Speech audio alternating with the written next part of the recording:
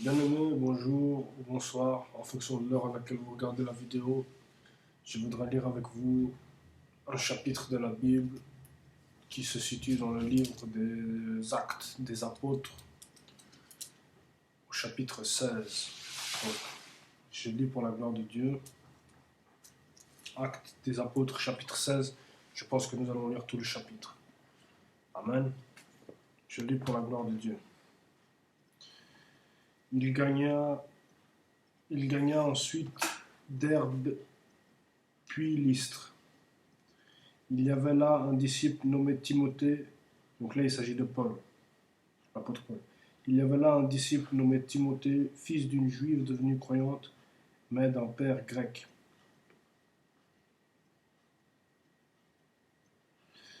Les frères de Lystre et d'Iconium lui rendaient un bon témoignage. Paul décida de l'emmener avec lui. Il le prit donc et le circoncis à cause des Juifs qui se trouvaient dans ces parages, car tout le monde savait que son père était grec. Dans les villes où il passait, il, il transmettait en recommandant de les observer les décrets portés par les apôtres et les anciens de Jérusalem. Ainsi les églises s'affermissaient dans la foi et croissaient en nombre de jour en jour. Traversée de l'Asie mineure. Ils parcoururent la Phrygie et le territoire galate, le Saint-Esprit les ayant empêchés d'annoncer la parole en Asie. Parvenus aux confins de la Mysie, ils tentèrent d'entrer en Bithynie, mais l'Esprit de Jésus ne le leur permit pas. Ils traversèrent donc la Mysie et descendirent à Troas. Or, pendant la nuit, Paul eut une vision. Un Macédonien était là, debout, qui lui adressait cette prière.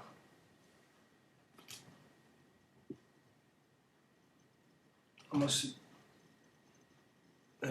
cosa adesso. Hai chiuso la video. Devi scappare. Excusez-moi, il y a mon chat qui fait des siennes. Allez, avance. Sors de là. Donc, verset 6, je reprends, excusez-moi. Ils parcoururent la Phrygie et le territoire galate, le Saint-Esprit les ayant empêchés d'annoncer la parole en Asie. Parvenus aux confins de la Mysie, ils tentèrent d'entrer en Bithynie, mais l'Esprit de Jésus ne le leur permit pas. Ils traversèrent donc la Mysie et descendirent à Troas.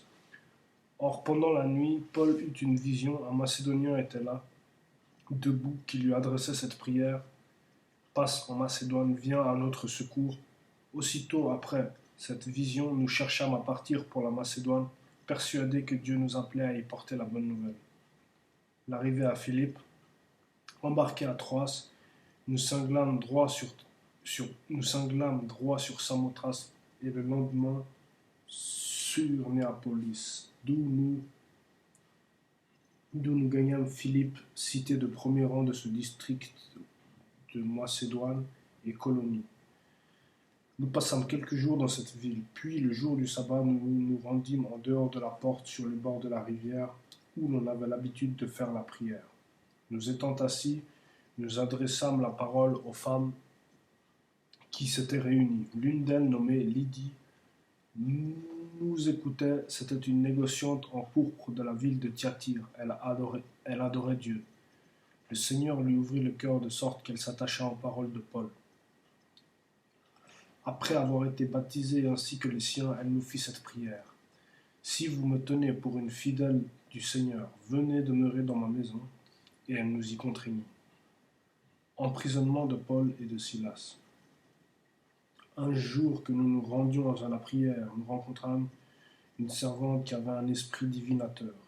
Elle faisait gagner beaucoup d'argent à ses maîtres en rendant des oracles. Elle se mit à nous suivre, Paul et nous, en criant « Ces gens-là sont des serviteurs du Dieu très haut, ils vous annoncent la voie du salut. » Elle fit ainsi pendant bien des jours. À la fin, Paul, excédé, se retourna et dit à l'esprit « Je t'ordonne au nom de Jésus-Christ de sortir de cette femme. » Et l'esprit sortit à l'instant même. Mais ses maîtres, voyant disparaître leurs espoirs de gain, se saisirent de Paul et de Silas, les traînèrent sur l'agora devant les magistrats, devant les magistrats et dirent en le présentant aux stratèges, ces gens-là jettent le trouble dans notre ville, ce sont des juifs et ils prêchent des usages qu'il ne nous est permis à nous Romains ni d'accepter ni de suivre.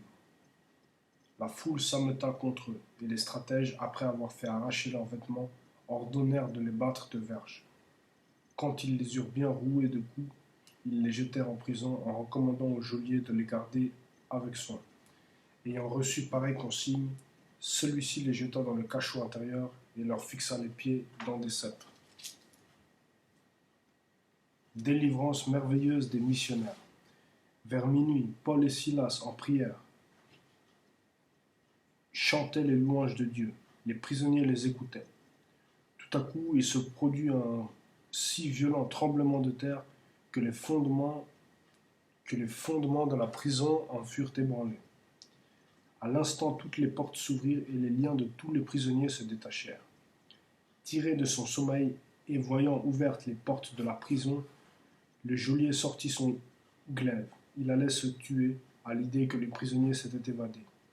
Mais Paul cria d'une voix forte, « Ne te fais aucun mal, car nous sommes tous ici. » Le geôlier demanda de la lumière, accourut et tout tremblant se jeta aux pieds de Paul et de Silas. Puis il les fit sortir et dit, « Seigneur, que me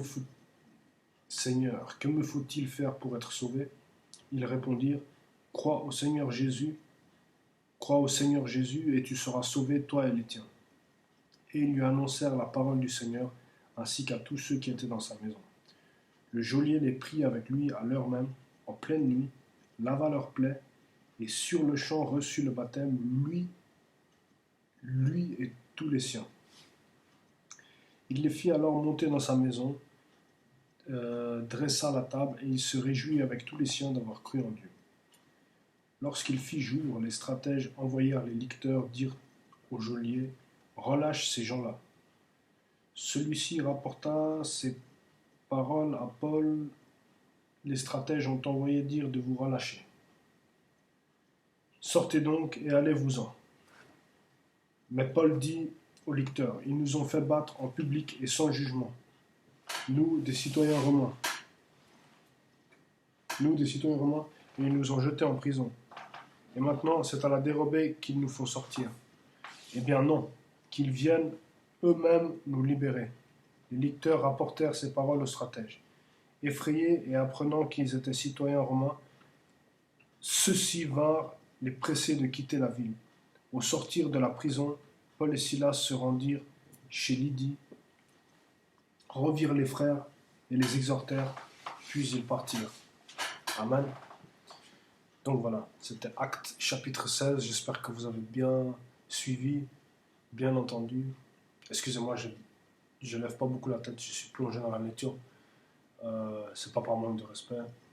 Et si vous avez une Bible, prenez-la, prenez Actes chapitre 16, lisez les chapitres, lisez même d'autres chapitres, Actes chapitre 17, ou bien allez dans l'Ancien Testament, Proverbes, ce que vous voulez, lisez la Bible parce que c'est très important.